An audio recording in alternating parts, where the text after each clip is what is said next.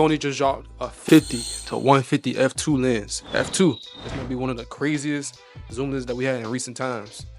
It's fast, it's versatile, and it might just replace 4 of your prime lenses. Let's get right into it. No BS, let's get it.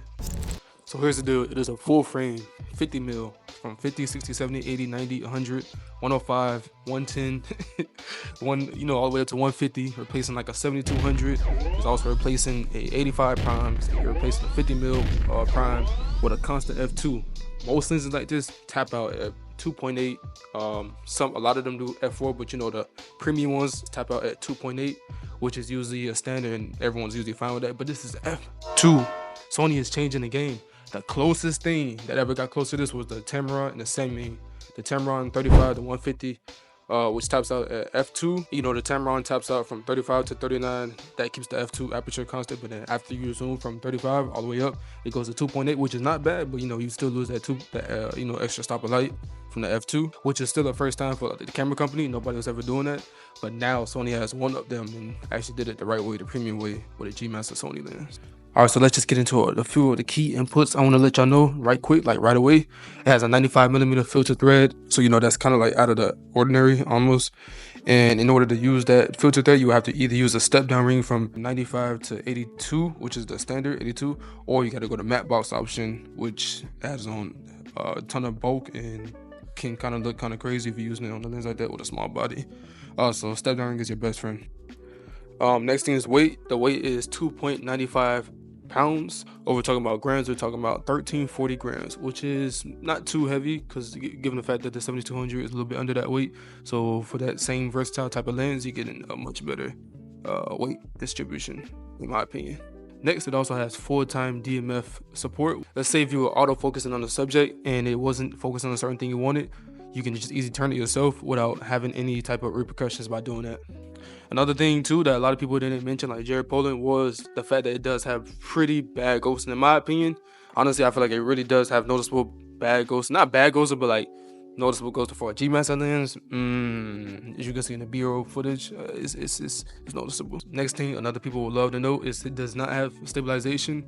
So yeah, if you're a person that, honestly, I'm not even gonna say anything. I'm just gonna say from the B-roll and test footage that I've seen, the actual stabilization from the new cameras, the R5, the A7 IV, cameras like even the A7C2 or FX3, FX30, they all have great in-body stabilization. Usually Sony doesn't add stabilization to their lenses because they feel like their bodies do all the work. So in comparison, I think the last 7200 GM2 did have stabilization inside the lens, so you had that, the body and the lens, so they came out very smooth. This one, I haven't really, it seems pretty good. I mean, with the right camera, like the Sony A9 III or Sony A7 IV, active stabilization, you should be pretty good. But that is kind of like a downside. So why does this matter, Trey? Well, I'm glad you asked, friend. With this lens, you're replacing a 50mm 1.8 Sony lens, 85 or 1.8 Sony lens, 85 1.4 Sony lens, the Sigma 105 1.4 lens, or the Sony 100mm lens that nobody uses. Look at it. I mean, that's 4 to 5 technically lenses that you're covering with f2 aperture. It may not be 1.2, 1.8, or 1.4, but that's f2 coming. Like, it's a trade-off, but it's convenient given the fact that you have all those lenses. It's technically a prime, but with the zoom capabilities, that wasn't a thing before, and this is something that if you're a one-man army and you don't like changing lenses, if you like to do a lot of beach shoots like me, and the risk of changing lenses in a beach with all the moisture and everything around, you want something like this to carry you the whole way throughout the whole shoot. Trey, who is this for? Another great question. I would say this lens is basically for creators who need that, who need that speed. When I say speed, I don't mean like speed, I mean like fast glass. Fast glass is anything from f1, 2, 3, 4. I mean, no.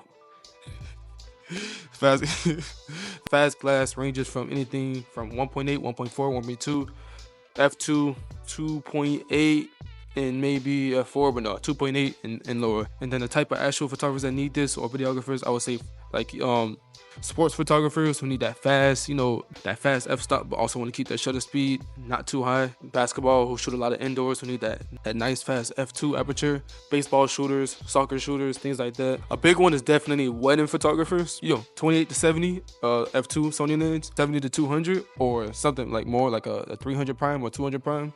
Crazy. This would be a crazy combo, but this lens would be like a great versatile lens where you don't want to switch lenses. You just want to get different focal lengths and different looks in one video. This is it. Trey, what's your first impression on it? Oh wow, you got a lot of questions today.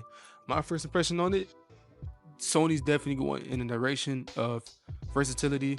And if this lens is as sharp as they say it is, through all lenses, the zoom ranges, this could be one of the best lenses that any photographer, videographer, creator can start with or have. And I would definitely look into investing into this lens if I get it. But this is that leap of faith that people have been waiting for Sony to make, and I'm all for it. Ooh, check it back.